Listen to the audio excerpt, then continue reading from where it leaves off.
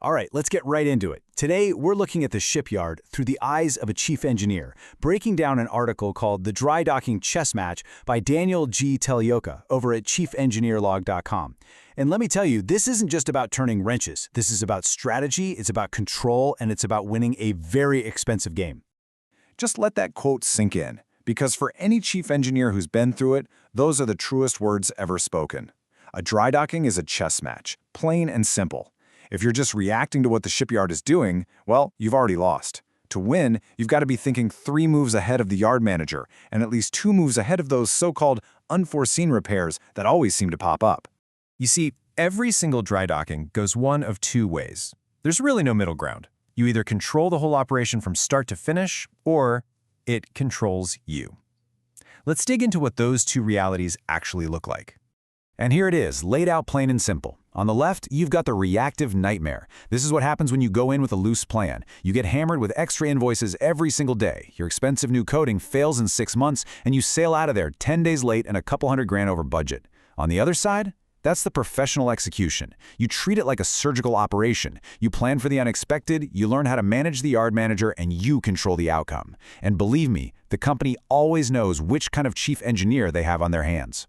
So how do you make sure you're on the right side of that comparison? Well, it all starts way before you even smell the shipyard. Your first, and I mean your most powerful weapon, is the repair specification. It's your shield, it's your rule book, it's everything. The difference is night and day, isn't it?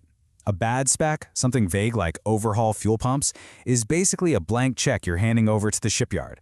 They will charge you for every single washer, every O-ring, every minute they use a crane.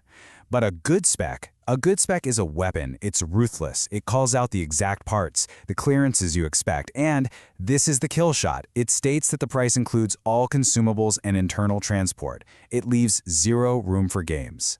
And this really gets to the heart of it. Here's the golden rule, right? If it is not in that specification in writing, it's an extra. And extras are where your budget goes to die a slow, painful death. So the real pro tip here is you have to specify the standard of finish. Don't just tell them what to do, you tell them how well it must be done. Now that's the mark of a pro. Okay, let's shift gears. We're going to talk about a whole different front in this war. You know, with today's fuel prices and all the focus on CAI ratings, the biggest fight in a modern dry dock often isn't about the engine at all. It's about the hull coating. Look, the yard is always under pressure. They want you out so they can get the next ship in. That means they will absolutely try to cut corners, and they will try to spray that expensive paint when the humidity is way too high. It's your job, it's our job to be standing on that dock, to check the dew point ourselves, and to be ready to stop that whole paint gang in their tracks if the conditions aren't perfect. Yeah, it might be a hard conversation to have today, but it'll save you from a sky-high fuel bill 6 months down the line. Now, let's talk about a tactic, a real secret weapon that can save your company a serious amount of money. It's how you shut down one of the oldest and most expensive games the shipyard likes to play, and the weapon is data. It's called a pre-docking vibration survey. The best way to think about it is like an X-ray of your ship's running gear, but it's taken while the ship is actually doing its job at sea speed. So when the yard pulls your tail shaft and discovers some pitting that, surprise, requires a $40,000 machining job, this survey is your hard evidence. It's objective, cold, hard data on the shaft's real condition. And here's how this anti-scam move works. The company flies a specialist out to the ship for the last voyage. He hooks up his equipment, takes all the measurements, and that final report lands right on the superintendent's desk. That report, that becomes the ultimate leverage. The superintendent holds onto that thing like an ace up his sleeve, ready to flip it on the table and turn the yard's very expensive suggestion into a non-starter. Because let's be honest, when you're in that meeting with the yard manager, your opinion doesn't carry much weight. But data? Data is the one language a shipyard truly understands and respects. It's the trump card that shuts the conversation down before it even starts. It turns their suggestion into your fact. But listen, all the technical skills and data in the world are only half the battle. If you really want to win in the yard, you have to master the human element. This stops being just an engineering job, and it becomes a project management job.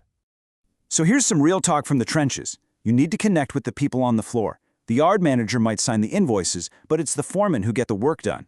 You need to be there for that morning toolbox meeting. Learn their names. Show them some respect. If they respect you, guess what? Your jobs magically get done first. And don't you dare forget about the night shift. A little surprise walk-around at 2 in the morning does wonders to make sure safety and quality aren't taking a back seat to speed.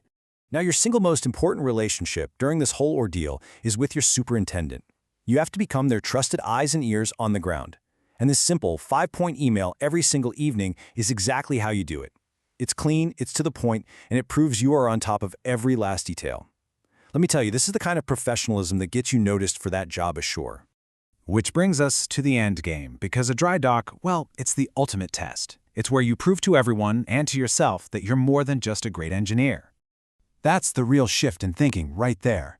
When you're in that shipyard, you are not just a mechanic anymore. You're managing a multi-million-dollar budget. You're leading a multinational team. You are protecting a multi-million-dollar asset. You are a technical asset manager. And this is your proving ground. When you can successfully navigate a dry dock, you are demonstrating a skill set that goes way beyond the engine room. You master the yard, you control the budget, and you'll find that those boardroom doors start to swing wide open for you. So the only question left is, are you ready? To play the game and make your move?